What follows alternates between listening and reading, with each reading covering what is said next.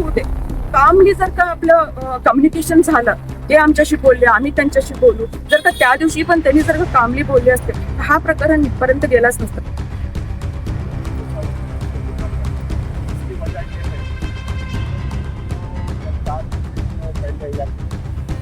वो शिक्षक कौन है उसको मेरे को देखना है का, मेरे को सामने लाव. विद्यार्थी घाबरून सैराबेरा झाले, सैराबेरा धावत होते.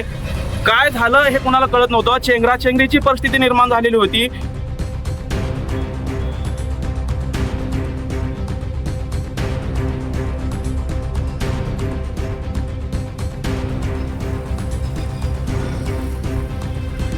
सेंट जोसेफ स्कूल में एक मेरे बच्चे पर मारहानि की घटना हुई थी, तो उस वजह से मैंने पुलिस कंप्लेंट वगैरह होने के बाद जो मेरे मैटर बहुत आगे चला गया था, तो स्कूल से हमको दरखास्त आने पे हमने स्कूल है इतना करना क्यों बोल के, वो जो हक्के सर के बारे में जो कंप्लेंट थी वो स्कूल के पूरे स्टाफ और फादर के अच्छे बर्ताव, फादर के बात के वजह से हमने वो कंप्लेंट आज पीछे लेने का ये लेकर हमारी आपस राजी हो गई है. सेंट जोसेफ शाळेत गेल्या 4 दिवसांपूर्वी विद्यार्थी वर्गात सतत बोलत असल्याने शिक्षकाकडून विद्यार्थ्याला शिक्षा करण्यात आली. त्यावेळी विद्यार्थ्याला थोडा मार लागला. यावेळी विद्यार्थ्याच्या पालकांनी तात्काळ शाळेत धाव घेतली. यावेळी आपल्या मुलाला घेऊन पालकांनी थेट पोलीस स्टेशन गाठून शिक्षकाविरुद्ध तक्रार केली होती. या तक्रारीचा निषेध म्हणून सेंट जोसेफ शाळेतील शिक्षकांनी मंगळवारी संप पुकारून काम बंद आंदोलन केले. दरम्यान मंगळवारी सकाळी विद्यार्थी, त्यांचे पालक, सेंट जोसेफ हायस्कूलचे मुख्याध्यापक तसेच पालक शिक्षक संघाचे प्रतिनिधी यांच्यात बैठक झाली असून शाळेत विद्यार्थ्यांना चांगले शिक्षण दिले जाते. या शाळेतील विद्यार्थी आज मोठ्या पदावर काम करत आहेत. त्यामुळे चांगले विद्यार्थी घडवण्याचे काम हे शाळेतील शिक्षक करत असतात, असे मत शिक्षकांनी व्यक्त केले. तर आम्ही विद्यार्थी, शिक्षक, शाळेतील कर्मचारी आणि पालकांसोबत कायम सोबत राहू, असे पालक शिक्षक संघाच्या सदस्यांनी सांगितले. तर आमच्याकडून गैरसमजुतीमधून शाळेतील शिक्षकाबद्दल तक्रार केली होती. आता गैरसमज दूर झाला असून तक्रार मागे घेत असल्याचे विद्यार्थ्याच्या पालकांनी सांगितले. यावेळी शाळेतील सर्व शिक्षक, शिक्षकेतर आणि सर्व कर्मचारी उपस्थित होते. गेल्या 16 वर्षापासून ह्या शाळेमध्ये ज्ञानदानाचं पवित्र कार्य करत आहे आणि पवित्रच म्हणलं पाहिजे, कारण का माझ्या शाळेला 126 वर्ष आता पूर्ण झालेले आहेत. 125 वर्ष आम्ही गेल्या वर्षी साजरा केलेला आहे. अशा शाळेमध्ये पालकांनी जर असं आमच्यावरती ब्लेम करून शिक्षकावरती अन्याय करत असेल, शिक्षकावरती येऊन मारझोड करत असेल, शिक्षकांना मारत असेल, पण त्याचीही कसल्याही प्रकारची शहानिशा न करता, अहो हिंदीचा शिक्षक कोण आहे त्या वर्गात झालेला आहे. आम्ही त्यांना गेट मधून जेव्हा तो प्रवेश केलेला आहे, सीसीटीव्ही फुटेज आहे, शिपायाला दम देऊन शिपाई म्हणतो. शाळेचा नियम आहे की शाळेमध्ये जेव्हा एखादा पालक येतोय तेव्हा रजिस्टरमध्ये नोंद करणं गरजेचं आहे.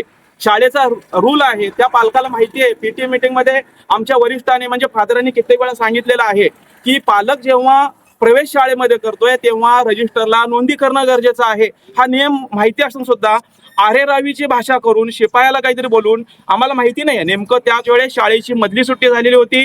KG to 12वी पर्यंतच्या आमच्या शाळेमध्ये मुलं शिकतात आणि हा नियम माहीत असताना सुद्धा तो तिथं येतोय, कुठल्या तर शाळेच्या तो कुंड्या उचलतोय. आणि तो वो शिक्षक कौन है, वो शिक्षक कौन है उसको मेरे को देखना है का, मेरे को सामने लाव. विद्यार्थी घाबरून सैराबेरा झाले, सैराबेरा धावत होते. काय झालं हे कुणाला कळत नव्हतं. चेंगराचेंगरीची परिस्थिती निर्माण झालेली होती. कुठल्या तरी एका वर्गातल्या मुलांनी येऊन staff room, gents staff room मध्ये सांगितलं, कारण का हँडलिंगला प्रत्येक शिपायापासून ते शिक्षकांपर्यंत हे माझं काम आहे, तुझं काम आहे असं कधीच नाही. पण अशी सिच्युएशन झालेली आहे. आम्ही सुद्धा अगदी वेळ लागायची वेळ आली. काय झालेलं आहे, मुलं कुठं पळतात काहीच कळेना. जेव्हा फादरांच्या केबिनकडे मी आणि आमचे सन्माननीय सुपरवायझर जेव्हा गेलो तेव्हा तो पालक दिसला. त्या पालकाला आम्ही पकडण्याचा प्रयत्न केला. तितक्यात हिंदी शिक्षक जुबेर मडकी नावाचे सर पुढे आले. हे क्या हुआ. त्यावेळेस ही सिच्युएशन सगळी लायब्ररीच्या समोरची आहे. सीसीटीव्ही फुटेज मध्ये तुम्ही पाहू शकता. तू हिंदी का शिक्षक आहे म्हणून त्या शिक्षकाला त्यांनी मारलेला आहे, अक्षरशः गच्ची पकडलेला आहे. हे सीसीटीव्ही फुटेज मध्ये दिसतं. आणि ही सिच्युएशन हाताच्या बाहेर जाते. हे जेव्हा आम्हाला कळालं, आम्ही शिक्षक आहोत आणि शिक्षकांना त्यानंच त्याला ट्रीटमेंट दिली. त्याला सांगितलं भाईसा नहीं रहता, 1 मिनिट रुको, क्या हो गया हमको बताओ. त्यावेळेस समजलं की त्या एका आमच्या हक्के नावाच्या शिक्षकांनी त्या विद्यार्थ्याला पनिशमेंटच्या दृष्टिकोनातून, आणि तेही सीसीटीव्ही फुटेज मध्ये आपण बघतोय की तू ऐसा 4-5 वेळा त्या शिक्षकाला जेव्हा कंप्लेंट येते तेव्हा त्या शिक्षकाने ते तू वर्गाच्या बाहेर जा म्हणून असं त्याला बाहेर पाठवलेलं आहे. वर्गामध्ये बॅग वगैरे असल्या कारण तो ठेसकळून तिथं तो हात टेकतो बेंचवरती. आणि त्याला त्यांनी जखम रक्त वगैरे दाखविलेलं आहे. ते अगोदर जखम झालेली होती. पूर्ण जवळजवळ 100 शिक्षक हे पाहिलेलं आहे. 2500 विद्यार्थ्यांनी पाहिलेलं आहे. जखम जुनी होती हे त्या याच्यामध्ये दिसतं. इंजुर्ड ऑफ लाईफ जर आपण बघितलो तर त्यावेळेस आपल्याला ते दूध का दूध पाणी का पाणी होणारच आहे. त्यानंतर आम्ही लायब्ररीमध्ये त्या शिक्षकाला घेऊन जाऊन समजावून सांगण्याचा प्रयत्न केला तर त्या शिक्षकाची एकच भाषा होती. जो हिंदीचा शिक्षक आहे पालकाची एकच भूमिका होती की तो शिक्षक कोण आहे तो माझ्या ताब्यात द्या. तुम्ही ताब्यात देत नसाल तर मी गेटच्या बाहेर जाऊन त्याला जनावरासारखं कुत्र्यासारखं ताणून मारेन. ही त्या पालकाची भाषा नव्हती. इतक्या सभ्य इतक्या चांगल्या नावाजलेल्या शाळेमध्ये जर पालक असतील तर पालक सुद्धा त्याच क्वालिटीचे असावे लागतात अशी आमची अपेक्षा आहे. जेव्हा ही सिच्युएशन आम्ही आमच्या वरिष्ठांना सांगितली, नेमकं सकाळी फादर एका कामानिमित्त थांबलेले होते, त्यांना आउट ऑफ स्टेशन जायचं होतं, पण सगळ्या 2500 पालकांनी पाहिलं फादर होते, पण त्यांचं मत असं होतं फादर शाळेतच भेटत नाहीत.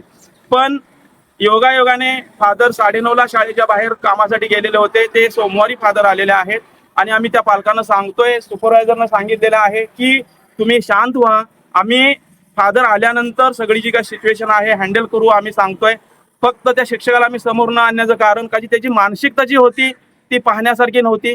त्याला आम्ही सांगतोय. आणि फिजिक्स लॅबमध्ये क्लास टीचर वळसंगे सर, मी, मडकी सर, काळे सर हे जे सगळे जे शिक्षक आहेत त्याला फिजिक्स लॅबमध्ये नेऊन सांगतोय की तुम्ही शांत राहा, तुम्ही शांततेनं घ्या. आम्ही तुम्हाला सोमवारी जे काय आहे फादर आल्यानंतर आपण सगळं पाहू, तुम्हाला न्याय मिळेल. तुमच्या मुलावर अन्याय झाला असं वाटत असेल. आणि तो म्हणत होता मी माझ्या मुलाला घरात मारत नाही. शाळेचे नियम आहेत. शिक्षकाने एखादं रागवणं वगैरे काय सिच्युएशन अशी काय जाणून बुजून येत नाही. शाळेत विद्यार्थी जेव्हा येतो शिक्षकाने हातून जेव्हा कृत्य घडतं हे अपघातासारखं आहे. विद्यार्थी समोर काय करतो त्यावेळेस आपल्याला त्या पद्धतीनं त्याला सुधारण्यासाठी, त्याला शिस्त लावण्यासाठी आम्हाला पनिशमेंट देणं आमच्या लेवलवरती, कॉर्पोरल पनिशमेंट वगैरे असं काही नसतंय, पण त्याला समजेल अशा भाषेमध्ये आम्ही त्याला सांगतोय. त्याचा अर्थ जर पालकांनी पर्पजली डोक्यात ठेवून असं काय वेगळा काढत असेल हे काही आमच्या मते योग्य नाहीये. अशोभनीय वर्तन आहे, लज्जास्पद आहे. त्यांनी हरामखोर माधुरचोदे शिक्षकांना जर सगळ्या शिक्षकासमोर 2500 विद्यार्थ्यांपुढे जर असं जर भाषा वापरत असेल तर हे अगदी कायद्याला धरून नाही आहे. शिक्षका पेशाला तरी शोभणारच नाही आहे, पालकाला सुद्धा शोभणार नाही मला असं वाटतं. आणि अगदी वैयक्तिक लेवलवरती मी जाऊन सांगतोय, मी त्या पालकाला हात जोडून सांगितलेलं आहे. CCTV फुटेजमध्ये पाहू शकता. त्याला आम्ही प्यायला पाणी दिलेलं आहे. तुम्ही इथं शांत बसा. जवळजवळ 50 मिनिटे आम्ही त्या पालकाला समजावून सांगण्याचा प्रयत्न करत होतो. जेव्हा मी हात जोडलो त्यावेळेस त्यांनी हा म्हणले. परत त्यांच्या डोक्यात काय आलं, परत दुपारी त्यांची सेकंड राऊंड झाली, परत आले.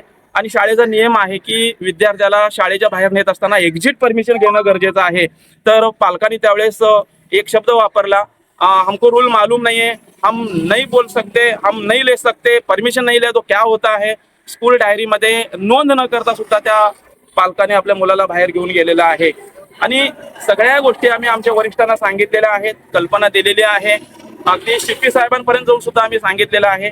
आणि आम्ही मग आमच्या वरिष्ठांकडे जाऊन रिक्वेस्ट केली, जर असं शिक्षकांच्या बाबतीत जर होत असेल, रिटायरमेंटला आलोय मी जवळजवळ हजारो विद्यार्थी मी घडवलेले आहेत 16 वर्षामध्ये. शास्त्रज्ञ आहेत, डॉक्टर आहेत, इंजिनियर आहेत, वकील आहेत, नासामध्ये काम करणारे विद्यार्थी आहेत, IPS विद्यार्थी आहेत, मेजर आहेत. एवढे विद्यार्थी आम्ही सगळे घडवलेले आहोत. आणि असं जर असेल, आमच्या वाट्याला शेवटी येत असेल तर याचं उत्तर अनुत्तरणे आहोत.